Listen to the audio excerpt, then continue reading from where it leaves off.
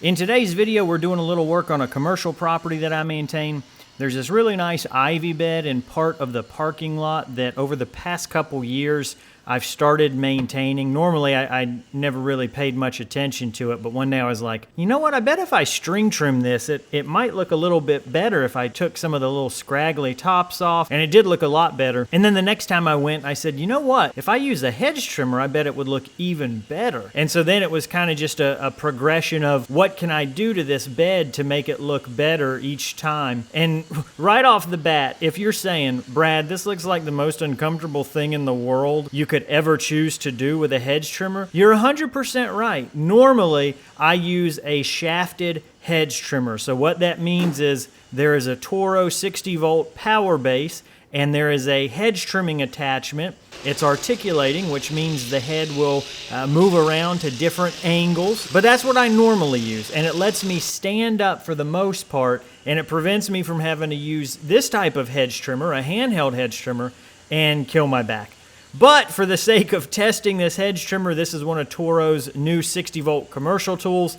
I wanted to get some runtime with it, so I used it for this job, even though it's not the most practical tool in my arsenal to use. Now, at this point, this is a little real time. I'm going to stop talking so you can see and hear what this machine actually does. I'll pick back up in a couple seconds with the narration.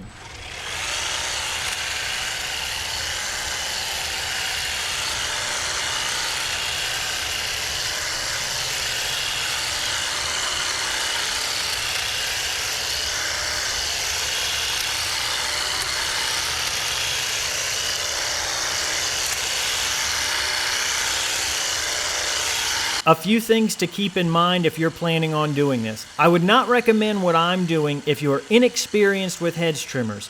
I am very close to my ankles, and if you aren't spatially aware of where things are, it could end very badly for your legs, for your ankles. The other thing I have are 9-inch tall boots, which means even if I did manage to nick my foot, my ankle, my toes, I've got steel-toed and 9 inches of leather that's protecting me. So I'm doing this as safely as I can, but I don't think this is the safest way to do it if you're just starting out. But that was step one, getting all the growth even on the top of the ivy bed. The next part, this is going to be personal preference if you or your clients like this, but I love the look of a bevel or an angled cut around the entire perimeter of the bed. To me, it's something where when someone pulls up, they realize it's not natural. And I don't mean that in a bad way. It's not natural in that the shrub would never grow that way on its own. It's very obvious on a subconscious level,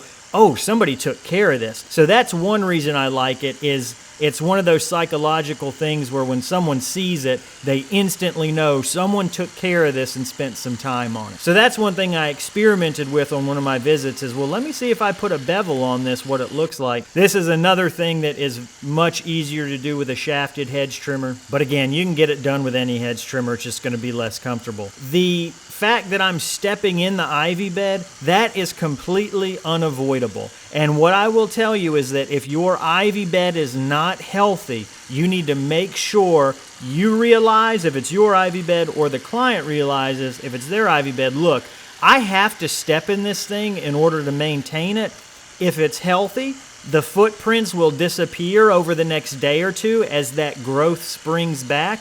If it's not healthy, there's a chance I could leave footprints. There's a chance I could break some of the twigs or create bare spots. That's something you need to set as an expectation ahead of time, because if it happens and you haven't had that discussion, then they're going to just say, oh, you ruined the ivy bed, when it's not really anything you can control. If you're going to maintain an ivy bed, especially one this size, you have to step in it. There is no way around it. So be sure and broach that subject with the client or your husband or your wife or whoever's going to get mad at you before you do it. One of the last steps is edging. Most types of ivy creep, which means they send out runners. So there's a spot where your hedge trimmer is not going to be able to get, but that there are still new sprigs of growth, and that's what the edger is for. If you're surrounded by concrete curbing, that'll be even easier. If it's in a landscape bed around mulch, that might be a little more difficult the first time, but that's what I do next.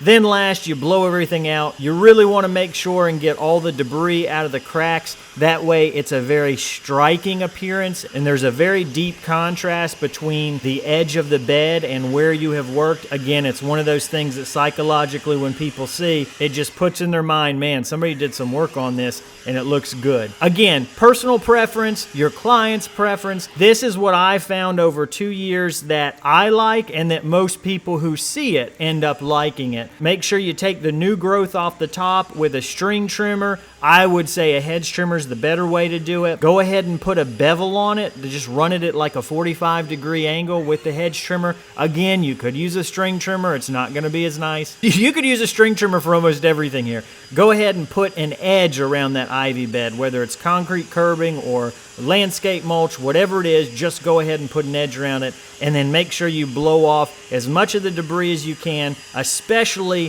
wherever it meets curbing, landscape edging, or just even bare dirt.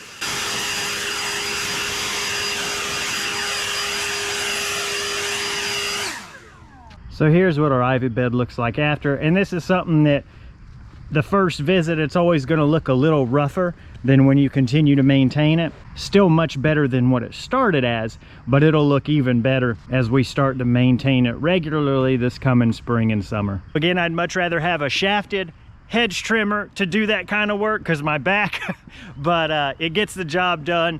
And if you've got an ivy bed you need to maintain, same thing. It's pretty simple to do once you know what steps and tools you need.